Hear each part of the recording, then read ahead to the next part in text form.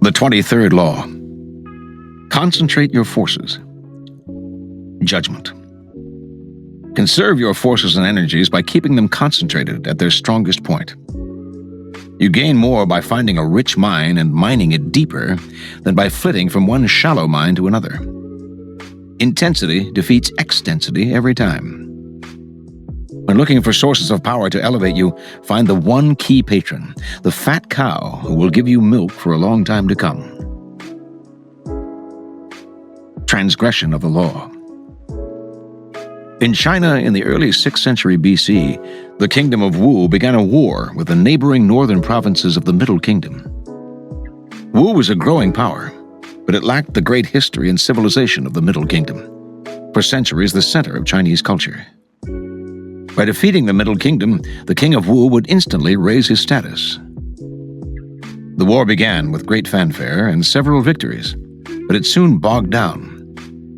A victory on one front would leave the Wu armies vulnerable on another.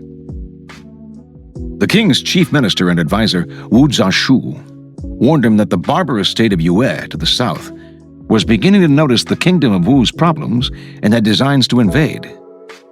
The king only laughed at such worries. One more big victory, and the great Middle Kingdom would be his. In the year 490, Wu Zhaoshu sent his son away to safety in the kingdom of Qi. In doing so, he sent the king a signal that he disapproved of the war, and that he believed the king's selfish ambition was leading Wu to ruin. The king, sensing betrayal, lashed out at his minister, accusing him of a lack of loyalty, and, in a fit of anger, ordered him to kill himself. Wu Zhaoshu obeyed his king, but before he plunged the knife into his chest, he cried, "Tear out my eyes, O king, and fix them on the gate of Wu, so that I may see the triumphant entry of the Yueh." As Wu Zhaoshu had predicted, within a few years a Yueh army passed beneath the gate of Wu. As the barbarians surrounded the palace, the king remembered his minister's last words and felt the dead man's disembodied eyes watching his disgrace. Unable to bear his shame, the king killed himself, covering his face so that he would not have to meet the reproachful gaze of his minister in the next world. Interpretation. The story of Wu is a paradigm of all the empires that have come to ruin by overreaching. Drunk with success and sick with ambition, such empires expand to grotesque proportions and meet a ruin that is total. That is what happened to ancient Athens, which lusted for the faraway island of Sicily and ended up losing its empire. The Romans stretched the boundaries of their empire to encompass vast territories. In doing so, they increased their vulnerability and the chances of invasion from yet another barbarian tribe. Their useless expansion led their empire into oblivion. For the Chinese, the fate of the kingdom of Wu serves as an elemental lesson on what happens when you dissipate your forces on several fronts, losing sight of distant dangers for the sake of present gain. "If you are not in danger," says Sun Tzu, "do not fight." It is almost a physical law. What is bloated beyond its proportions inevitably collapses. The mind must not wander from goal to goal, or be distracted by success from its sense of purpose and proportion. What is concentrated, coherent, and connected to its past has power. What is dissipated, divided, and distended rots and falls to the ground. The bigger it bloats, the harder it falls. Observance of the law. The Rothschild banking family had humble beginnings in the Jewish ghetto of Frankfurt, Germany. The city's harsh laws made it impossible for Jews to mingle outside the ghetto. But the Jews had turned this into a virtue. It made them self-reliant and zealous to preserve their culture at all costs.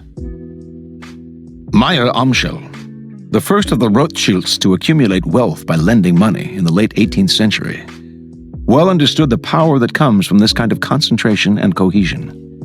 First, Meyer Amschel allied himself with one family, the powerful princes of Thurn und Taxis.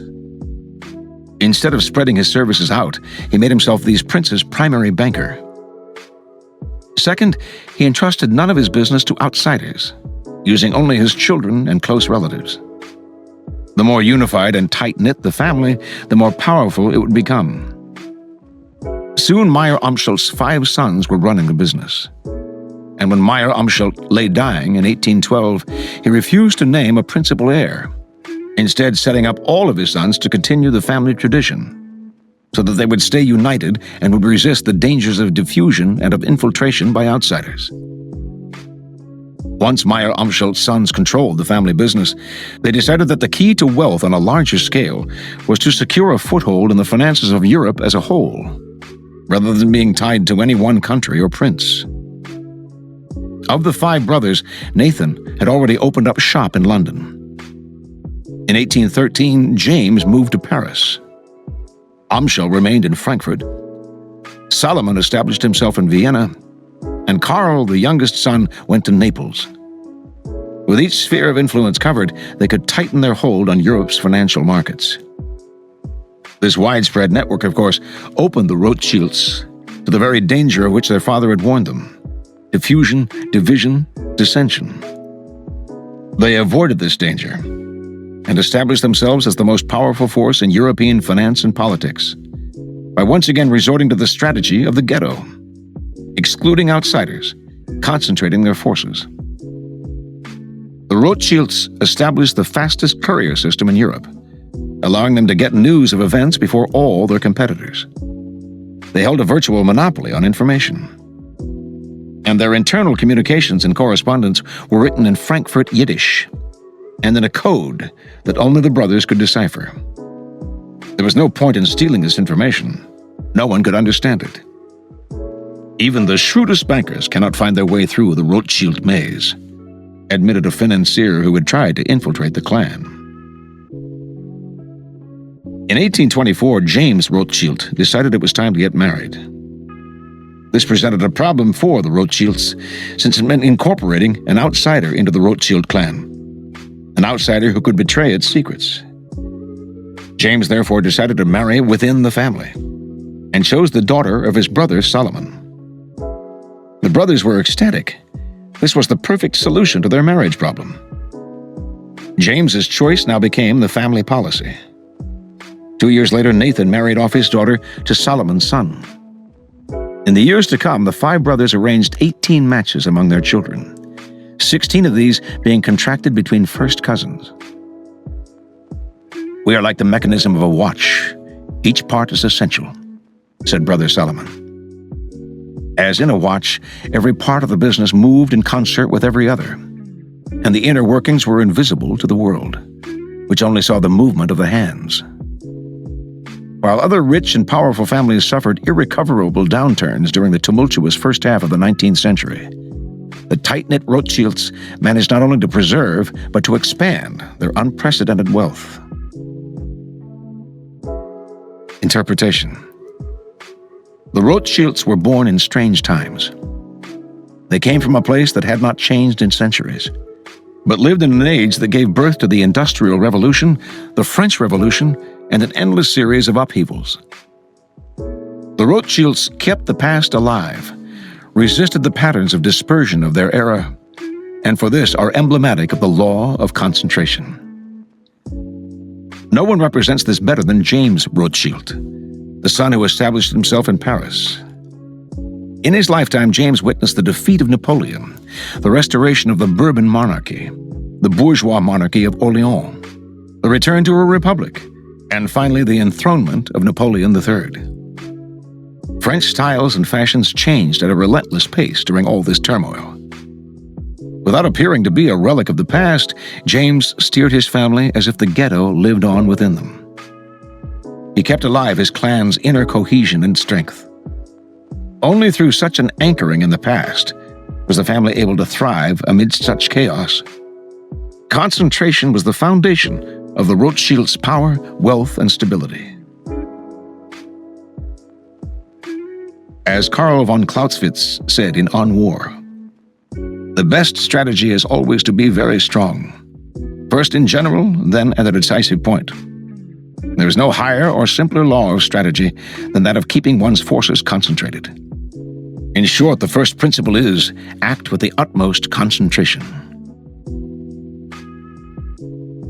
Keys to power. The world is plagued by greater and greater division. Within countries, political groups, families, even individuals. We are all in a state of total distraction and diffusion, hardly able to keep our minds in one direction before we are pulled in 1,000 others. The modern world's level of conflict is higher than ever, and we have internalized it in our own lives.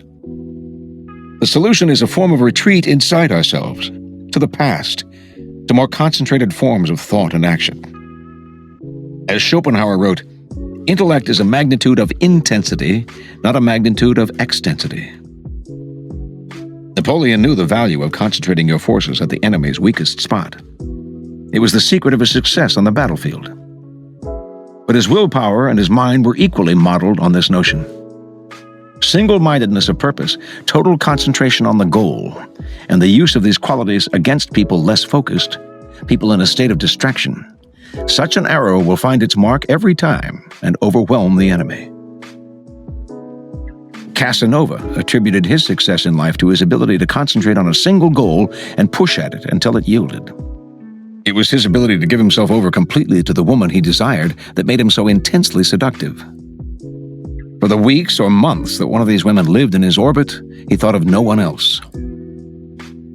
When he was imprisoned in the treacherous leads of the Doge's palace in Venice, a prison from which no one had ever escaped, he concentrated his mind on the single goal of escape day after day.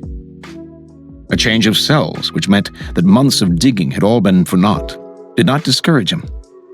He persisted and eventually escaped. "I have always believed," he later wrote, "that when a man gets it into his head to do something, and when he exclusively occupies himself in that design, he must succeed whatever the difficulties. That man will become Grand Vizier or Pope." Concentrate on a single goal, a single task, and beat it into submission.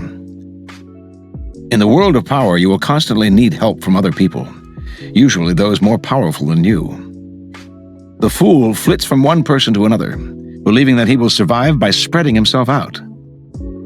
It is a corollary of the law of concentration, however, that much energy is saved and more power is attained by affixing yourself to a single appropriate source of power.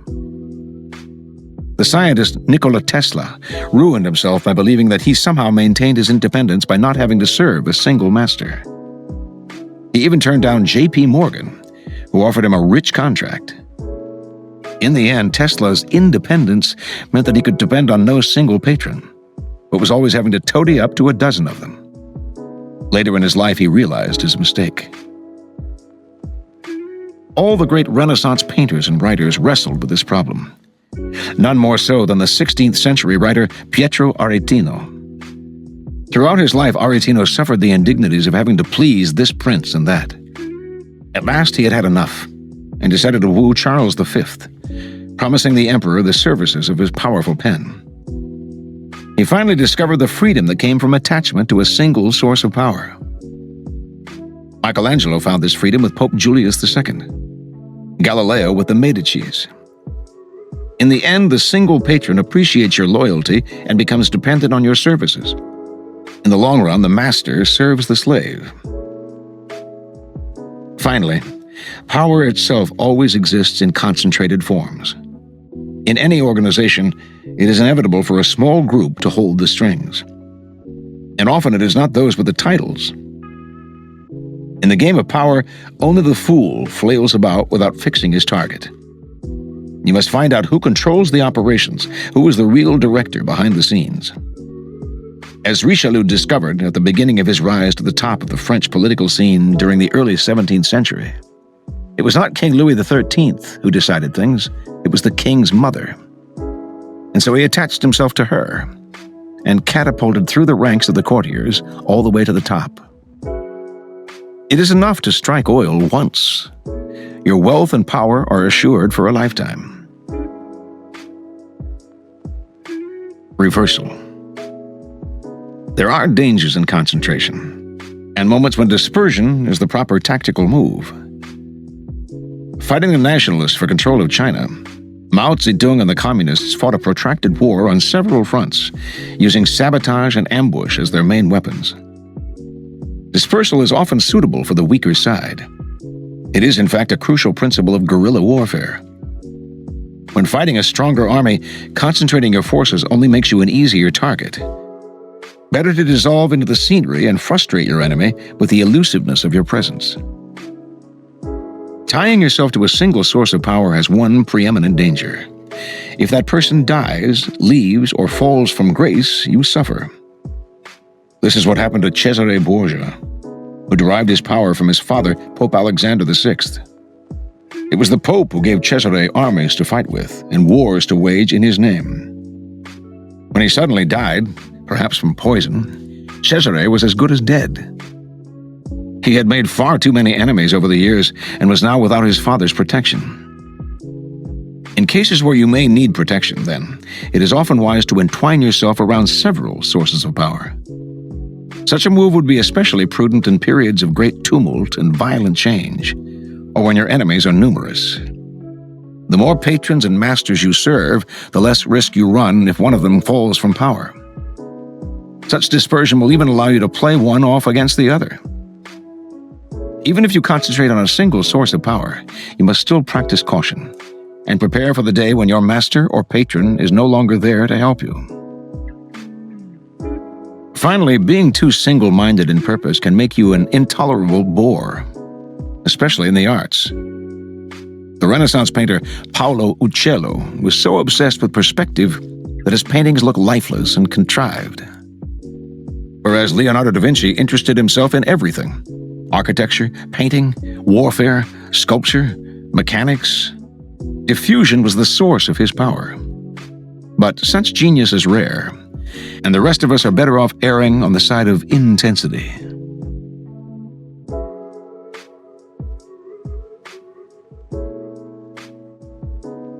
Here are some further reflections on this law. From Fables from Boccaccio and Chaucer. The Goose and the Horse. A goose who was plucking grass upon a common thought herself affronted by a horse who fed near her, and in hissing accents thus addressed him: "I am certainly a more noble and perfect animal than you, for the whole range and extent of your faculties is confined to one element. I can walk upon the ground as well as you. I have besides wings with which I can raise myself in the air, and when I please, I can sport on ponds and lakes and refresh myself in the cool waters. I enjoy the different powers of a bird, a fish, and a quadruped." The horse, snorting somewhat disdainfully, replied, "It is true, you inhabit 3 elements, but you make no very distinguished figure in any of them. You fly, indeed, but your flight is so heavy and clumsy that you have no right to put yourself on a level with the lark or the swallow. You can swim on the surface of the waters, but you cannot live in them as fishes do. You cannot find your food in that element, nor glide smoothly along the bottom of the waves. And when you walk, or rather waddle upon the ground with your broad feet and your long neck stretched out, hissing at everyone who passes by, you bring upon yourself the derision of all beholders. I confess that I am only formed to move upon the ground, but how graceful is my make! How well turned my limbs! How highly finished my whole body! How great my strength! How astonishing my speed! I had much rather be confined to one element and be admired in that than be a goose in all." From Johann von Goethe. Beware of dissipating your powers. Strive constantly to concentrate them. Genius thinks it can do whatever it sees others doing, but it is sure to repent of every ill-judged outlay.